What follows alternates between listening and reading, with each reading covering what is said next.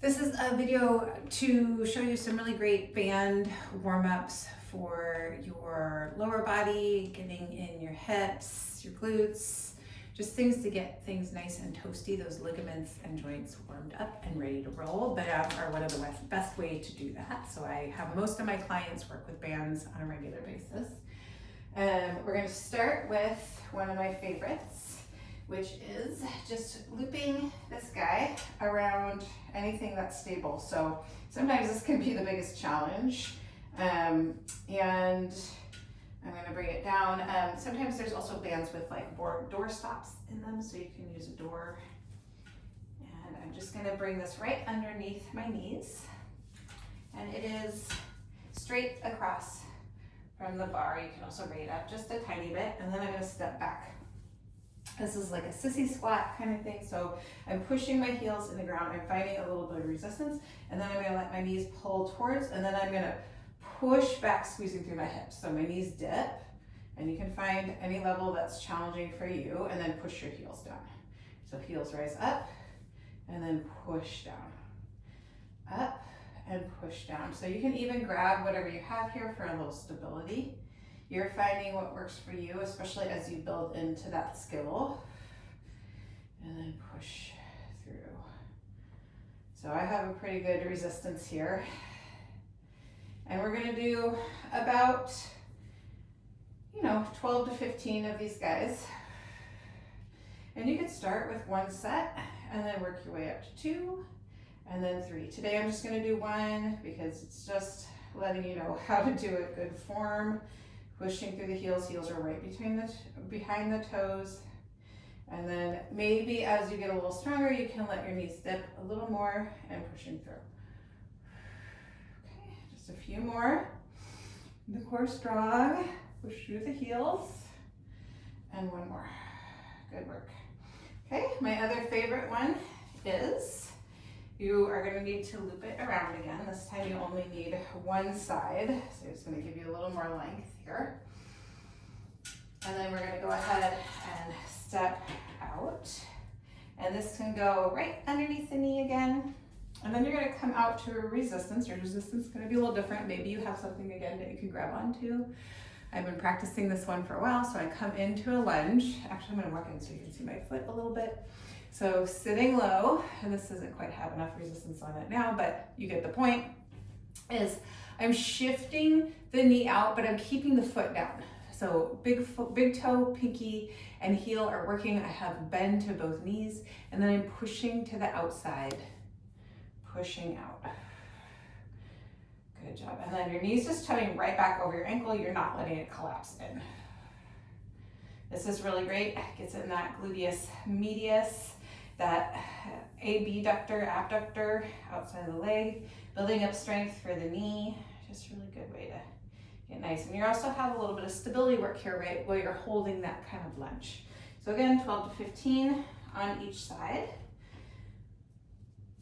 And turn around.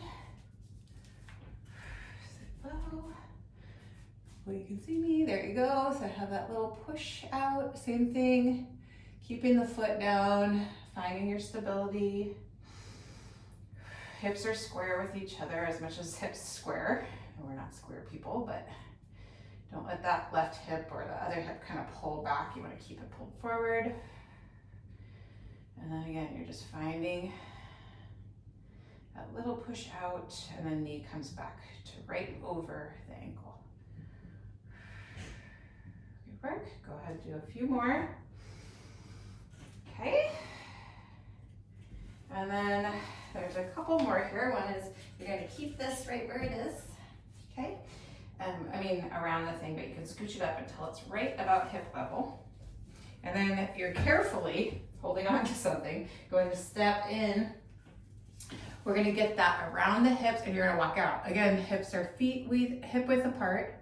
It's right on your hips here. You're gonna let the band pull your sit bones back, nice long straight spine here, core engaged, and then you're squeezing through the hips, letting it pull back, squeezing through. Some people find it easy if you kind of let your pinkies trace back, sit bones back, and squeeze through. So this is not a squat.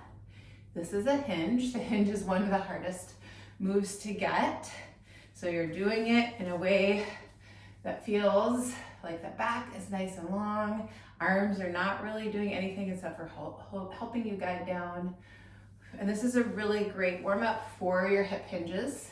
It's basically just kind of replicating that with a little resistance on the hips, which again is going to get those glutes and hamstrings all warmed up and fired up, so that when you go into there and do that hip hinge with weight added, like an RDL or your deadlifts, you're nice and warmed up there. So again, 12 to 15 on those guys. And then that can be on your hinge day. And then on your squat day, you can bring it up a little higher, and we're just gonna find a squat, like a goblet squat with, or whatever kind of squat you're doing that day, really. So heels in, toes out. I'll come closer so you can see me. Knees come out towards those toes, and we're coming out. So you're just focusing on your form. Now you have a little resistance, so you can make sure your chest is up.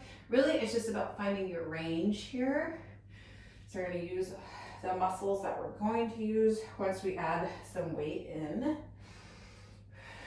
Nice strong core. Lower ribs are stacked over those hips.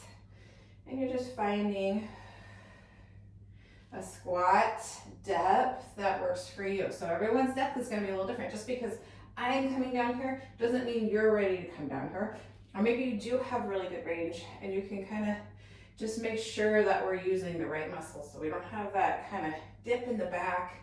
We're keeping everything nice and stacked and taking it nice and slow, and then that's gonna help work on that mobility. Okay, I can't get the camera to come up, but that's a really great knee work, really good way to get everything nice and warmed up before you do some lower body work. Have a good day. See you soon.